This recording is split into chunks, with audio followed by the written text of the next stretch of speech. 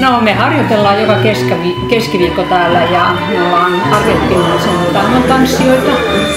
Ja tämä on meidän suosikki harjoituspaikka.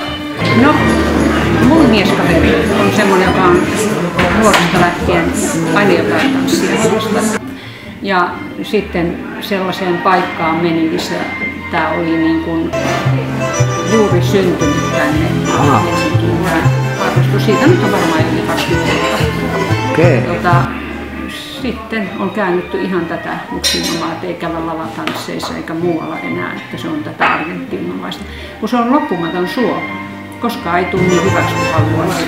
Jaha, niin se oli loppumaton suo. Ja mitä muuta se sitten antaa niin kuin säännöllisesti elämän Hyviä draamoja. Draamoja? Hyviä draamoja antaa, koska miehellä on ihan omat askeleet, naisella ihan omat askeleet ja miehen pitää kuitenkin viedä se nainen. Sen pitää hoitaa oma tonttinsa ja sitten sen pitää vielä osata viedä nainen. Niin kyllä siitä tulee sanomista. Siinä yhteistyö ja toistensa ymmärtäminen kehittyy koko ajan. Sitä varmaan vielä keskustellaan sitten noin askelten. Itse asiassa oli se syyllinen. Niin. Mutta sitten musiikkihan on hyvää oloa ja tekevä voima myös. On se sillä ja sitten kun on näinkin iäkäs jo, niin se pakottaa siihen, että pitää semmoista venytystä harjoitella, että tässä pitää olla aika elästä. Kyllä. Mitenkäs jos joku kiinnostuisi tästä, niin miten tähän pääsee mukaan? No, tango.fi-sivustolle mennä ja sitten miehet pääsee milloin vaan. Miehistä on suuri pula, niin kuin aina. Naisia on hyviä vaikka kuin paljon. Mutta miehistä on pulaa. Koska ylipäätänsäkin tanssissa, niin näin se on, että kurssille mentäisiin, mutta onko siellä sitten ylimääräisiä miehiä? Ei ole. Kyllä. Ja sitten niin etenkin tämä, niin kyllä se koetaan ehkä aika vaikeaksi, että kun tässä ei ole mitään tekemistä muun tanssin kanssa, tämä ei ole samanlaista. Että niin, siis tämä tango. Niin tästä täytyy enemmänkin miettiä, että jos joskus oppinut kävelemään, niin kävele. Älä rupea liitelleen, kun kävele. Joo, kyllä. Onko se kynnys, niin kun, koetaanko se niin miehet, tai koetaanko niin, että se on aika vaativa se kynnys lähteä mukaan? On varmaan.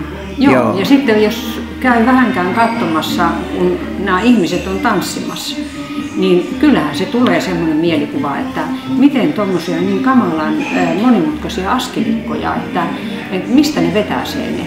Joo. Että toi täytyy olla tosi vaikeaa, ja miten nuo kaikki pysyy mielessä, että kun se ei oikeastaan ole niin, että se on vaan kun se tekniikka pitäisi oppia, että miten se yläosa siirtyy alaosaan. No mitenkä siinä oikein sitten käy, jos joku semmoinen keski-ikäinen mies, joka ei ole paljonkaan tanssinut, mutta päättääkin yhtäkkiä tulla mukaan ja pomppasee vaikka tänne tai johonkin muuhun tanssitapahtumaan, jos on tätä tangoa, niin tuleeko siitä mitään sitä hommasta? Kyllä siitä tulee, mutta kyllä niin kuin aina ajattelee näin, että aloita alusta ja mene opettajien oppiin, koska jos tulee tänne ja täällä joku niin kuin opastaa, niin monta kuin on tanssia, niin monta on opastusta. Ja siinä menee vaan pää pyörälle, että toi sanoo noin ja tämä toinen sanoo näin, että mitä mun täytyy tehdä. Et silloin pitäisi kyllä niin kuin käydä eri tanssin opettajia ehkä katsomasta, mistä tykkää eniten, kuka on sen makuinen, että tämän oppia minä haluan nyt lisää ja sitten mene sinne. Hyvä. Niin ja se on se nettisivu, oliko se tango.fi. Tango.fi. Eli sieltä löytyy lisätietoa. Joo, kyllä.